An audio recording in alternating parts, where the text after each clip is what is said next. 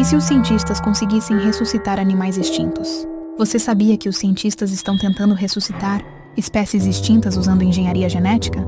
Entre elas estão o mamute lanoso, o dodô, o tigre da Tasmânia, o rinoceronte lanoso, o auroque, a preguiça gigante, o ibex dos Pirineus e até o moa da Nova Zelândia. Alguns projetos usam DNA preservado, outros combinam genes com espécies atuais.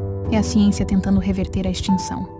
Curta, compartilhe e subscreva-se no canal para mais curiosidades como essa.